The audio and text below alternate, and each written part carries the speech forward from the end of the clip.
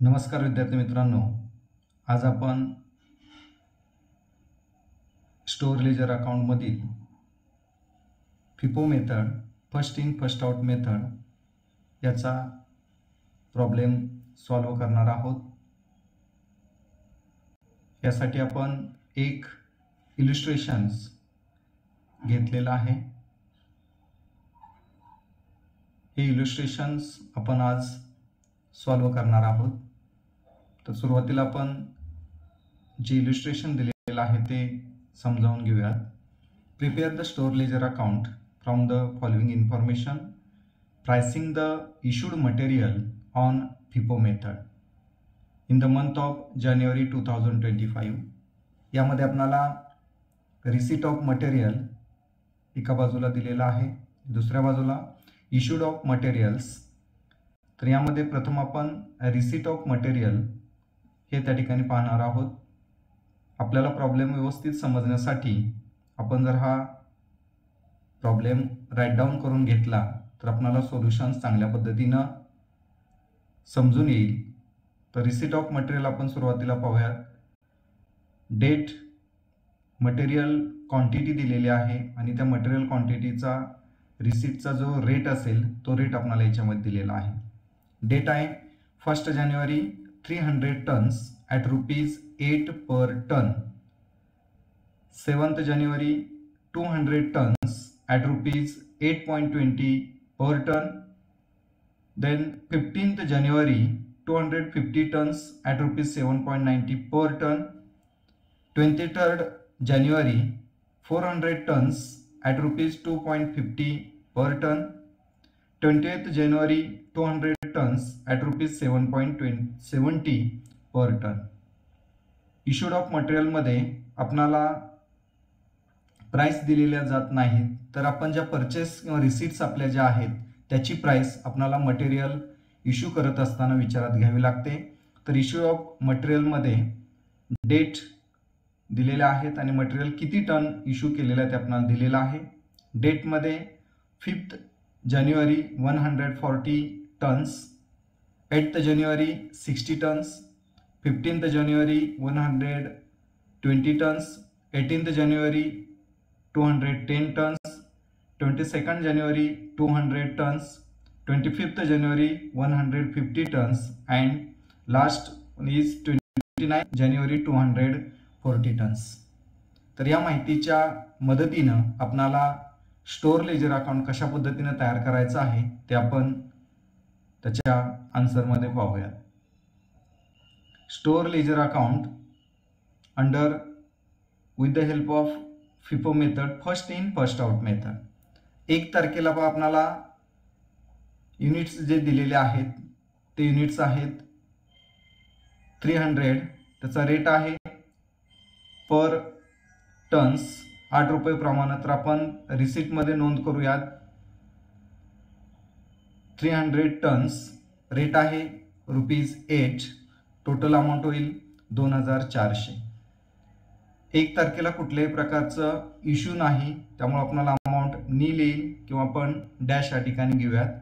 तर 1 तारखेला आपल्याकडे असणारा जो बॅलन्स आहे तो बॅलन्स आपल्याला या ठिकाणी नमूद करायचा आहे।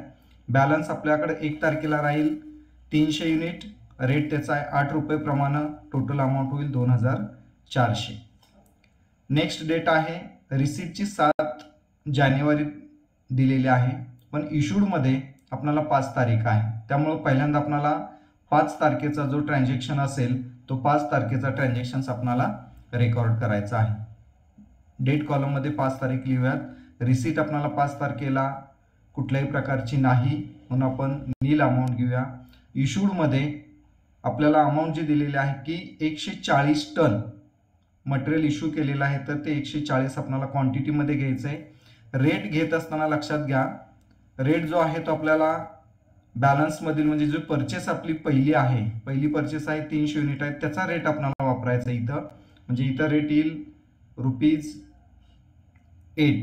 म्हणजे 140 गुणिले 8 केल्यानंतर आपल्याला अमाऊंट येईल 1120 रुपये किमतीचं आपण मटेरियल इश्यूड केलेलं आहे।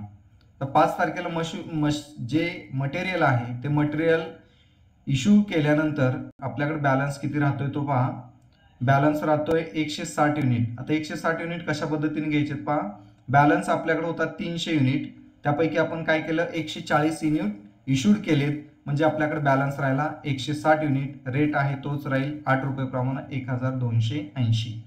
पुढची डेट आहे रिसीटमध्ये 7 तारीख आहे, आपण पुढची डेट घेऊयात 7 जानेवारी। 7 जानेवारीला बघा रिसीट आहेत 200 युनिट्स। 200 युनिट आपण क्वांटिटीमध्ये घेऊयात। रेट आपल्याला त्याचा ऑलरेडी दिलेला आहे, तो रेट आहे 8.20। तर अमाऊंट आपल्याला टोटल होईल 200 युनिट गुणिले 8.20 बरोबर 1640 रुपये। यामध्ये 7 तारखेला इश्यू नसल्यामुळं as it is nil amount येईल। तर बॅलन्स लिहित असताना बघा कशा पद्धतीने बॅलन्स लिहायचा आहे। पहिले आपल्याकडे जे शिल्लक आहेत, पहिले शिल्लक किती आहेत बघा 160 आहेत, म्हणून ते सुरुवातीला इथं नोंद करून घ्यायचे आहेत आपल्याला 160 युनिट। जे युनिट आपल्याला दिलेत 160 युनिट आहे, क्वांटिटी आहेत, रेट आहे त्याचा 8 रुपये प्रमाणे। ही पहिली शिल्लक आपल्याला घ्यायची। त्यानंतर आपण शिल्लक खरेदी किती केले 7 तारखेला 200, तर ते देखील आपल्याला इथं रेकॉर्ड करायचे आहेत, कारण तो आपला बॅलन्स आहे। तर या पद्धतीने आपल्याला राहील 200 क्वांटिटी इन टन्स आहेत, त्याचा रेट आता आपण खरेदी केलेला 8 रुपये 20 पैसे प्रमाणे 1640। त्यानंतर पुढची डेट आहे रिसीटमध्ये 15, पण तत्पूर्वी इश्यूडमध्ये 8 तारखेला इश्यू केलेत, म्हणून आपण 8 तारखेची पहिल्यांदा तारीख घेऊयात। 8 तारखेला आपण इश्यू करतोय युनिट्स, कारण रिसीटमध्ये आपल्याला काय नाही, रिसीटमध्ये नील येईल। क्वांटिटी पहा किती येतात त्याच्यामध्ये, इश्यू आपल्याला करायचे आहेत 60 क्वांटिटीज। आता इश्यू करत असताना बघा आपल्याकडे 2 परचेस आहेत, म्हणजे 160चा आहे त्याचा रेट 8 रुपये आहे आणि 200 पण आहेत 8.20। आपण first in first out method असल्यामुळं आपली जी पहिली परचेस शिल्लक आहे, कुठली पहिली परचेस शिल्लक आहे आपल्याकडं 160, ही पहिल्या डेटची असल्यामुळं ती अगोदर घ्यायची आहे। आपल्याला क्वांटिटी किती विकायची आहेत 60, त्यामुळं इतर रेट जो आपण त्या ठिकाणी वापरणार आहोत तो फर्स्ट रिसीटचा डेट वापरणार आहोत। रेट 8 रुपये प्रमाणे 480 रुपये येतील। आता बॅलन्स लिहिताना बघा काय करायचं आपल्याला, 160 क्वांटिटीज आपल्याकडे होत्या, त्यापैकी आपण 60 इश्यू केल्या, आपल्याकडे शिल्लक राहिलेल्या ज्या आहेत त्या किती आहेत 100, त्याचा रेट 8 रुपये प्रमाणे नोंद करायचा आणि 800 रुपये बॅलन्स।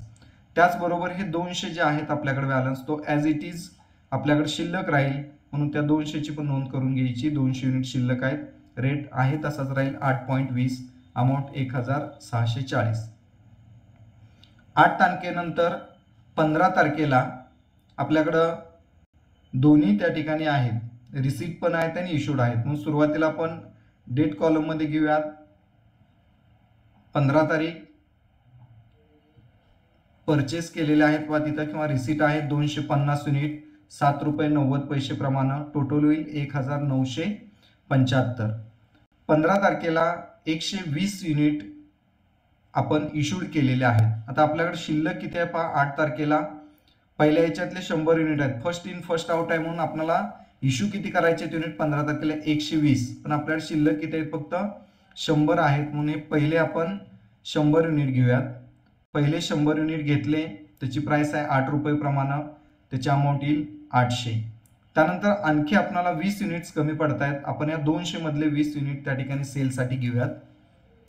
सेल्स 20 घेतले, त्याचा रेट आहे 8.20, टोटल होतील 164 रुपये। आता बॅलन्स आपल्याला लिहायचा आहे 15 तारखेचा। 15 तारखेचा बॅलन्स किती राहील बघा, 100 युनिट आहेत आपण सोल्ड केले, 200 पैकी 20 युनिट आपण क्वांटिटी ज्या आहेत त्या सेल केलेत, आपल्याला त्या ठिकाणी अमाऊंट जी शिल्लक आहे ती शिल्लक राहील 180। 200 मधून 20 गेले, 180 शिल्लक राहिले, 8.20 पर टन रेट आहे, टोटल 1476। आणि 15 तारखेला जे आपण रिसीट केलेले आहेत त्या आहेत 250, 7.90 प्रमाणे, त्याची अमाऊंट होईल 1975, हे आपल्याकडे बॅलन्सला राहतील। 15 तारखेला दोन्ही ट्रान्झॅक्शन्स आहेत, रिसीटी आहेत आणि परचेस आहेत, आपण याप्रमाणे तो ट्रान्झॅक्शन्स रेकॉर्ड करायचा आहे। त्यानंतर डेट आहे रिसीटची 23 आहे, पण तत्पूर्वी पुन्हा 18 तारखेला ज्या आहेत त्या इश्यूड केलेला आहे। 18 तारीख घेऊयात, 18 तारखेला कुठल्याही प्रकारची परचेस नाही, नील अमाऊंट करूयात। इश्यू किती केले बघा 18 तारखेला 210, आता आपल्याकडे शिल्लक किती आहेत बघा, पहिल्या ह्याच्यातले 180 शिल्लक आहेत, म्हणून आपण सुरुवातीला इथे युनिट किती घेऊयात, 180 आणि त्याचा रेट 180चा रेट किती आहे, 8.20 प्रमाण आहे. टोटल त्या ठिकाणी अमाऊंट येईल 1476. आपल्याला टोटल 210 इश्यू करायचे. आपल्याकडे अवेलेबल होते फर्स्ट इन फर्स्ट नुसार 180, म्हणून आपण 180 म्हणजे 180 आपण इश्यू केले. आणखीन आपल्याला 210 साठी किती इश्यू करायला लागतील बघा, 30 इश्यू करावे लागतील. ते कुठले घेणार आपण, नेक्स्ट परचेस मधले, कारण आपली पहिली परचेस संपलेली आहे. त्यानंतरची परचेस आहे 250, त्याचे आपण घेतले 30 युनिट, त्याचा रेट आहे 7.90 रुपये प्रमाणे. टोटल अमाऊंट त्याची होईल 237 याप्रमाणे त्या ठिकाणी अमाऊंट त्याची होईल. आपल्याला बॅलन्स लिहायचा आहे पहा, 180 पैकी 180 संपले, 250 पैकी 30 आपण इश्यू केले, आपल्याकडे शिल्लक राहिले 220, त्याचा दर आहे 7.90 प्रमाणे 1738 आपल्याकडे त्या ठिकाणी शिल्लक राहतील. म्हणजे 18 तारखेचा ट्रान्झॅक्शन्स आपण जर समजावून घेतला तर आपल्याला असं दिसून येते की जे आपल्याला मटेरियल इश्यू करायचं आहे ते इश्यू करत असताना फर्स्ट इन फर्स्ट आउट नुसार आपण हे मटेरियल त्या ठिकाणी इश्यू केलेलं आहे. 18 तारखेनंतर नंतर 22 तारीख आहे, 22 तारखेला पुन्हा इश्यूच आहे 22 तारखेला, त्यामुळं परचेस आपल्याला कुठल्याही पद्धतीनं नाही. इश्यू करत असताना मटेरियल 22 तारखेला 200 युनिट आपल्याला इश्यू करायचे आहेत. त्यामध्ये आपल्याला शिल्लक किती आहेत तर 220 आहेत, म्हणजे सगळेच आपण इथं मटेरियल इश्यू करू शकतोय. त्याची प्राइस आहे 7.90 प्रमाणे, म्हणजे 200च्या 200 आपण इथं त्या ठिकाणी इश्यू करू शकतोय. त्याची टोटल येईल 1850. 220 पैकी आपण 22 तारखेला 200 इश्यूड केलेत. आपल्याकडे बॅलन्स किती राहील पहा, 220 minus 200 is equal to 20 unit शिल्लक राहतील. 7.90 त्याचा रेट राहील 158. आपल्याकडं टोटल बॅलन्स रुपीज मध्ये राहील. 22 तारखेनंतर आपण 23 तारखेला मटेरियल रिसीट केले म्हणजे परचेस केले 400 युनिट्स. आपण नेक्स्ट डेट कडे जाऊयात. पुढची तारीख आहे 23 तारीख. 23 तारखेला आपण इश्यू जे मटेरियल रिसीट केलेला आहे त्यामध्ये पहा 400 मटेरियल इश्यू रिसीट केलेला आहे, त्याचा रेट आहे 7.50 पैसे. अमाऊंट टोटल होईल रुपीज मध्ये 3000. 23 तारखेला कुठल्याही प्रकारचा आपण इश्यू केलेलं नाही, अमाऊंट येईल नील. बॅलन्स मध्ये लिहिताना पहिला बॅलन्स आपल्याकडे किती आहे बघा, 20 रुपये आहे. 7.90 प्रमाणे 158 रुपयाचा बॅलन्स आपल्याकडे शिल्लक आहे. त्याची नोंद आपण करूयात. क्वांटिटी मध्ये 20 रुपीज, पर रेट आहे 7.90, अमाऊंट 158. आणि न्यू परचेस आहेत आपल्याकडे किती 400 युनिट्स, ते सुद्धा आपल्याला ॲज इट इज लिहायचे आहेत. 400 युनिट आहेत, 7.50 प्रमाणे आपल्याला त्याचा रेट आहे. त्यानंतर पुढची जी डेट आहे 23 तारखेनंतर रिसीटची डेट आहे 28, पण आपल्याकडे तत्पूर्वी 25 तारखेला 150 150 युनिट आपण सोल्ड केले, म्हणून पुढची डेट आपण घेऊयात 25 तारीख. 25 तारखेला आपल्याकडे रिसीट कुठल्याही प्रकारचे नाहीत, म्हणजे खरेदी आपण केलेली नाही, नील येईल. विक्री केली आपण 150. आता आपल्याकडे शिल्लक किती आहेत पहा, विक्री करत असताना फर्स्ट इन फर्स्ट आउट 20 आपल्याकडे शिल्लक आहेत. त्यामुळे काय करावं लागेल, पहिल्यांदा आपल्याला हे 20 सोल्ड करावं लागतील. त्याचा रेट आहे 7.90 प्रमाणे. 20 गुणिले 7.90 158ची आपल्याला पूर्णपणे विक्री करावी लागेल. त्यानंतर टोटल जी विक्री आहे ते 150 करायची, त्यापैकी 20 आपण फर्स्ट इन फर्स्ट आउट मधले घेतलेत. शिल्लक आपण जर पाहिलं तर 130 युनिट आपल्याला आणखी विकायचे बाकी आहेत, तर ते 130 युनिट आपण या ठिकाणी घेतलेत. 400 पैकी 130 युनिट घेतले आपण 7.50 प्रमाणे. अमाऊंट येईल 975. आपल्याला या ठिकाणी आता बॅलन्स लिहायचा आहे. शिल्लक किती राहिलेत बघा, 400 वजा 130, आपल्याकडे बॅलन्स राहील 270. रेट आहे तोच राहील 7.50 आणि अमाऊंट रुपीज मध्ये होईल 2025. 25 तारखेनंतर 28 तारखेला परचेस आहे. 28 तारखेकडे आपण जाऊयात. 28 तारीख 28 जानेवारी. 28 जानेवारीला परचेस आहे. परचेस आहेत 200 युनिट, त्याचा रेट आहे पर युनिट 7.70 7.70. तर ते आपण नोंद करूयात. 200 युनिट क्वांटिटी मध्ये रुपीज मध्ये पर रेट जो आहे तो 7.70 आहे. टोटल होईल 1540. 28 तारखेला कुठल्याही प्रकारचे आपण इश्यूड केलेलं नाही. बॅलन्स आपल्याकडे किती राहिला पहा. पूर्वीचा बॅलन्स जो आहे तो 270 युनिट आहेत. 7.50 2025 त्याची अमाऊंट राहील. आणि 28 तारखेला आपण परचेस केले 200 युनिट, ते देखील आपल्याकडे बॅलन्समध्ये त्या ठिकाणी राहतील. त्याची देखील आपण नोंद या ठिकाणी करणार आहोत. त्यानंतर लास्ट डेट आहे ती 29 जानेवारी आहे. 29 जानेवारीचा ट्रान्झॅक्शन हा इश्यूडचा ट्रान्झॅक्शनचा आहे. त्यामुळे आपण इश्यूडची एंट्री करणार आहोत.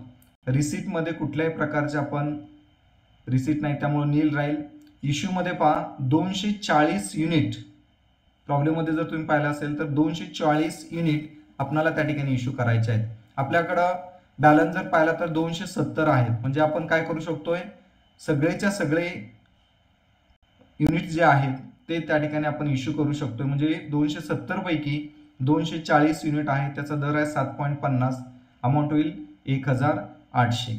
आता बॅलन्स आपल्याला किती लिहायचा आहे पहा. 270 पैकी आपण काय केलेले आहेत, 240 इश्यूड केलेले आहेत. अमाऊंट शिल्लक राहील 30, म्हणजे 270 मायनस 240, अमाऊंट येईल 30. Rate as it is 7.50, amount आपल्याला येईल 30 गुणिले 775 जर आपण केलं तर अमाऊंट त्या ठिकाणी येईल 225. आणि आपल्याकडे 200 जे शेवटचे युनिट आहेत 28 तारखेचे परचेस, ते ॲज इट इज इथं राहतील. त्याचा देखील ट्रान्झॅक्शन्स आपल्याला या ठिकाणी नोंद करायचं आहे. 200 युनिट्स 7.70 540.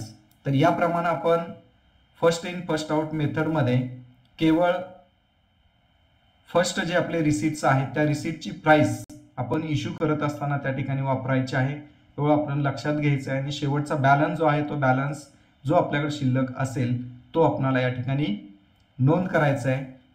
तर थँक्यू. पुढच्या लेक्चरमध्ये आपण या ठिकाणी स्टोअर लेजर अकाउंटमध्ये लिफो मेथडनुसार कशा पद्धतीने आपल्याला ट्रान्झॅक्शनची नोंद करायची आहे ते त्या ठिकाणी आपण पाहूयात.